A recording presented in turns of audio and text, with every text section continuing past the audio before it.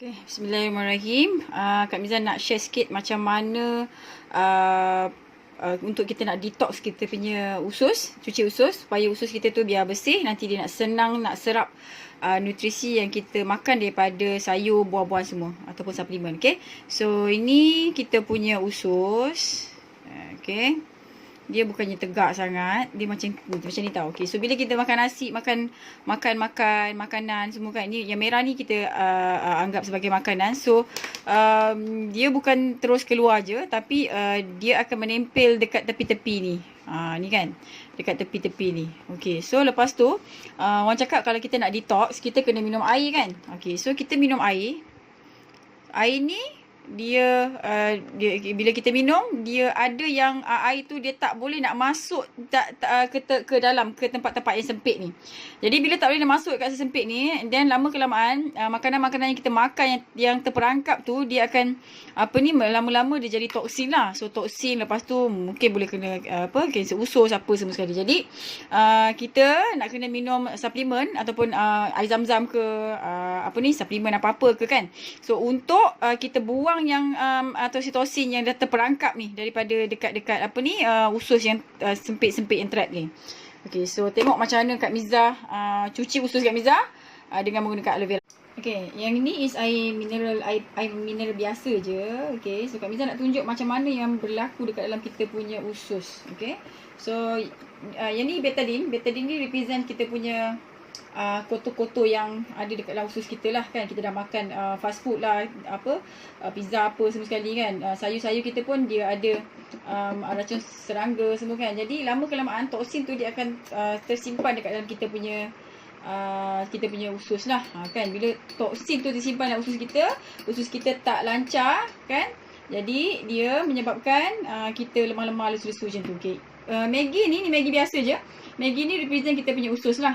Sifat dia kembang kucuk kan. So bila makin lama kita makan kan, usus kita tak cuci, kita pun minum air tak banyak sangat. Jadi nampak tak, makin lama makin kotor usus kita kan. So dia hitam.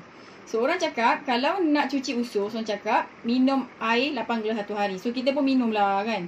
Minum kan. Kita minum banyak-banyak, minum. Tengok adalah kurang sikit, tapi still juga hitam, tak bersih. Okay, so apa kita boleh buat kita minum aloe vera gel lah. So aloe vera gel ni dalam dia ada saponin.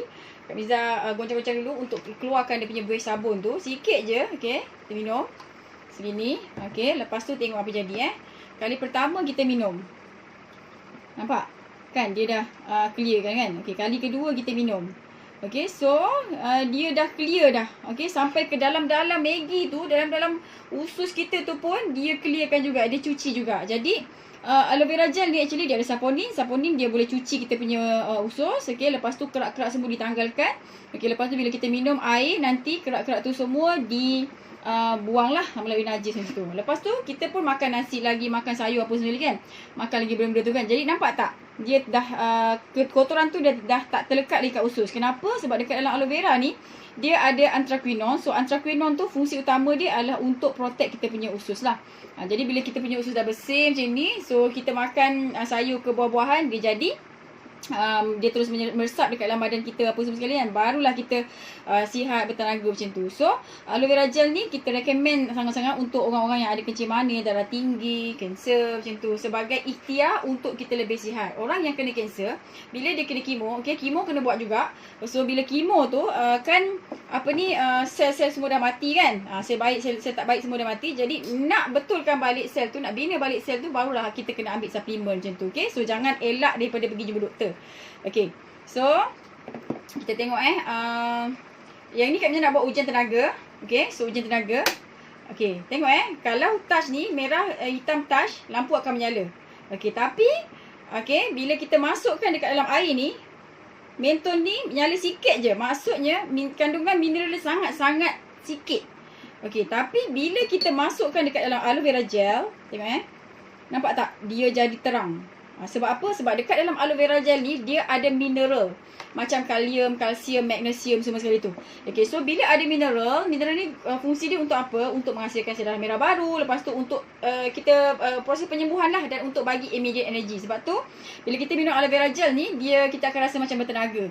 Okay, satu lagi Kak Miza nak bagi bonus. Okay, so yang ini is air zam-zam. Okay, balik ni kat rumah kalau ada air zam-zam boleh buat test ni. Okay, so Kak Miza pernah test air zam-zam yang usia dia 20 tahun tetap menyala. Nampak? Air zam-zam terang kan?